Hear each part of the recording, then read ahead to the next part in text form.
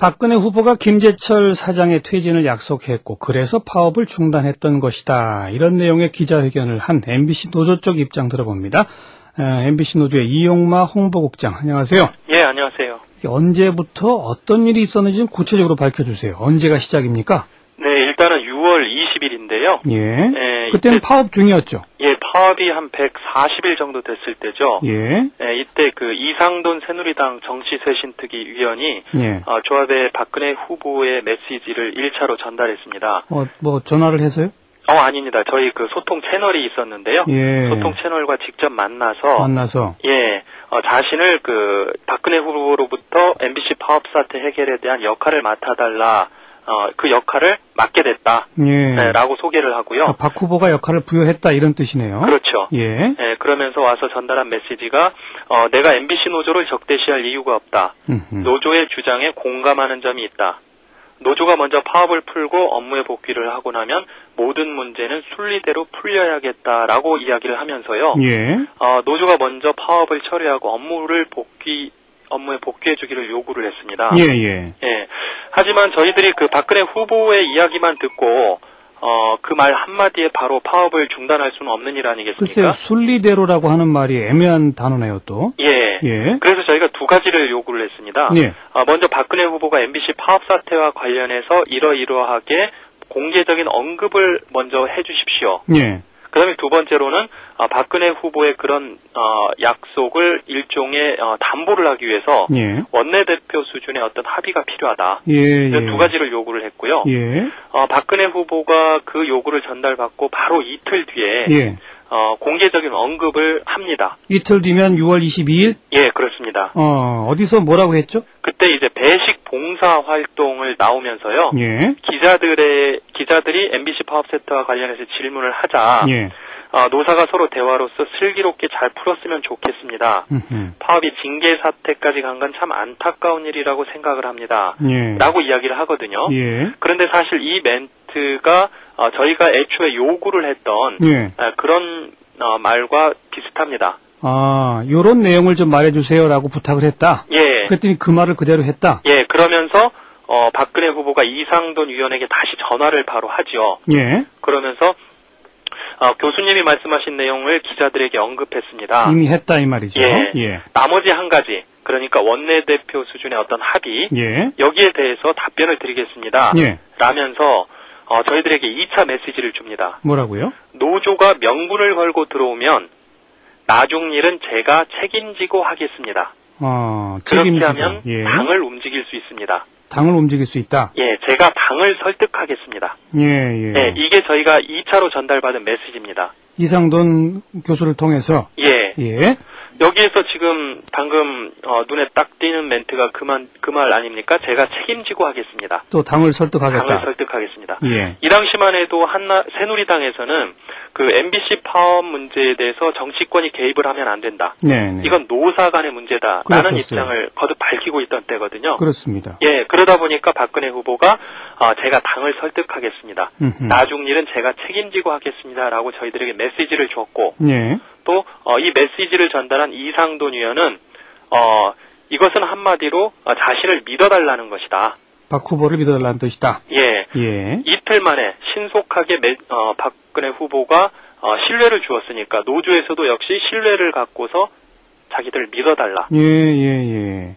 노조가 요구한 멘트를 그대로 이틀 만에 하지 않았느냐. 예. 그러니까 믿어달라 이 말이로군요. 예. 예. 그런데 사실 저희들이 그럼에도 불구하고 박근혜 후보의 말만으로는 여전히 좀 아직은 그래도 부족하다. 예. 라고 생각을 하고 있던 차에 예. 방송통신위원회에서 별도로 예. 또 MBC 파업 사태를 해결을 하기 위한 움직임이 진행이 됩니다. 예. 어떤 움직임이었었죠? 방송통신위원이 아시다시피 여당 위원이 3명, 야당 위원이 2명이잖아요. 예. 5명으로 돼 있는데 이 5명이 만장일치로 이면 합의문을 작성을 하고 여기에 서명을 합니다. 어떤 내용입니까? 그 MBC 파업 사태에 대해서 순리대로 법상식과 순리대로 앞으로 해결을 해나간다. 네. 그 다음에 두 번째 항이 김재철 사장 문제에 대해서는 국민의 눈높이에 맞춰서 처리를 한다. 예. 라고 두 항의 합의문을 작성을 하고요. 5명이 다 서명했어요? 예, 5명이 다 서명을 했습니다. 그렇게 한 다음에 첫 번째 항목에 대해서는 여야 원내대표의 국회 등원 합의문에 그대로 반영이 되죠. 그대로 문구가 같네요. 예. 이 부분은 사실상 두 항의 합의문에 서명을 5명이 하면서 예. 당시에 여야 원내대표와도 이야기를 나눴고 예. 또 하금열 대통령실장과도 이야기를 나눈 것이죠. 대통령실장과도? 예. 그래서 그 사람들의 양해를 다 구한 상태에서 합의문에 서명을 하고 그리고 여야 국회 등원 합의문의 1항 첫 번째 항만 공개를 하고요. 예. 두 번째 항 김재철 사장 문제, 예. 국민의 눈높이에 맞춰서 처리한다는 대목은 비공개로 자기들끼리 갖고 있었던 겁니다. 그 이면 합의문도 갖고 계세요? 저희들이 가지고 있지는 않고요. 방통위원들이 가지고 있습니다. 내용은 확인하셨던 거고. 예. 그 당시에 전달을 받았죠. 여야 원내대표의 합의문이 만들어진 게 언제였죠? 합의문이 발표된 게 6월 29일입니다. 29일. 예. 예. 그리고 노동조합이 파업을 푼 건? 7월 17일이죠. 7월 18일 날 업무 복귀를 합니다. 6월 29일이 어떻게 보자면 노동조합이 박근혜 후보 측한테 요구한 두 가지가 다 충족된 시점인데, 그죠? 그렇죠. 근데 17일이나 또 걸렸던 거 이유가 뭡니까?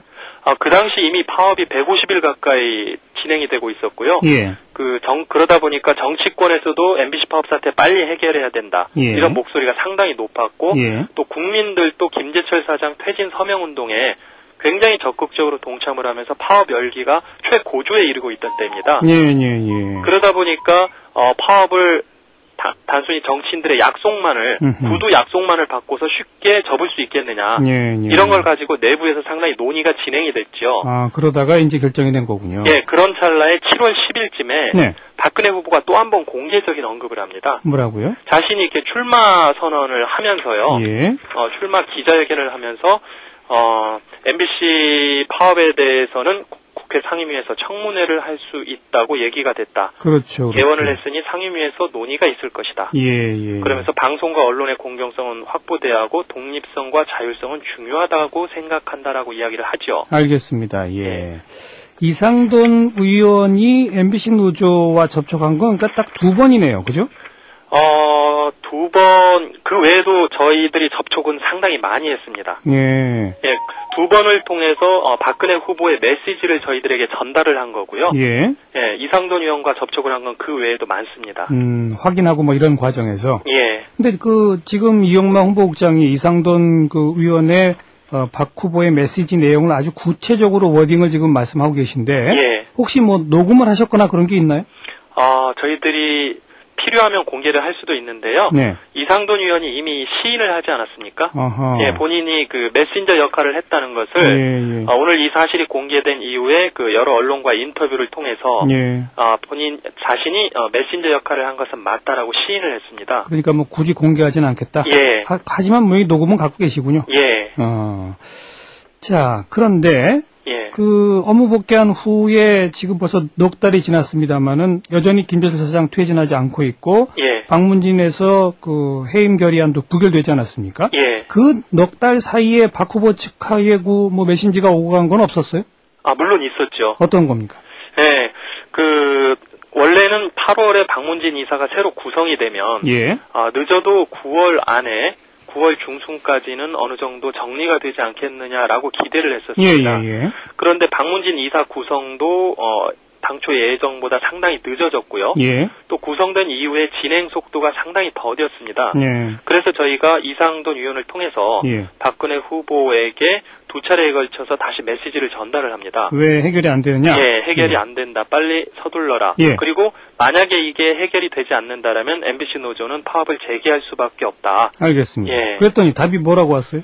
박근혜 후보 측에서는 특별한 언급은 없었고요. 답이 없었다? 이상돈 의원은 일단 순리대로 진행이 되고 있다. 염려하지 말아라는 이야기를 계속해서 했고요. 실제로 지난번에 저희가 밝힌 것처럼 10월 초에 방문진 이사들로부터 연락이 왔죠. 해임 결의문을 추진해서 10월 말에 김재철 사장을 퇴진시키겠다. 그런데 결과적으로 좀 안 된 거 아닙니까? 그렇죠. 그러면 박근혜 후보가 입장을 바꾼 거라고 보시는 거예요?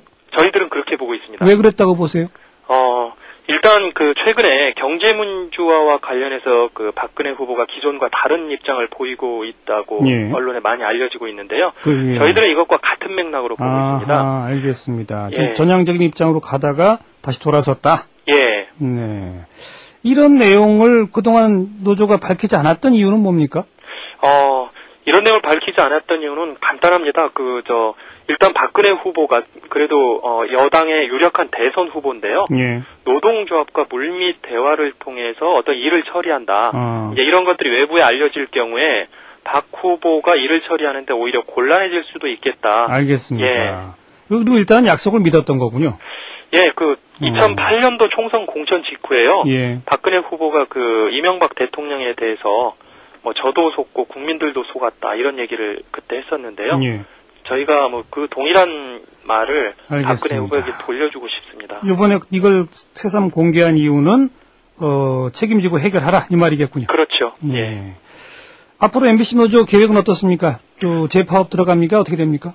네, 일단은 지금 저희들이 이 새로운 사실을 공개했으니까요. 예. 지금 대선 전국이다 보니까 정치권에 미치는 영향이 좀 상당히 클 것이라고 보고 있습니다. 예. 이런 상황 전개를 볼 거고요. 예. 그리고 다음 주부터는 1인 시위를 곳곳에서 좀 전개를 하면서 예. 국민들에게 이런 사실들을 다시 추가로 알릴 생각을 가지고 있고요. 예. 오늘 기자회견 한 후에 이상돈 위원이 본인이 메신저 역할한 것은 맞다는 언급은 있었는데 예. 그 외에 또 다른 무슨 메시지가 온 건 없어요?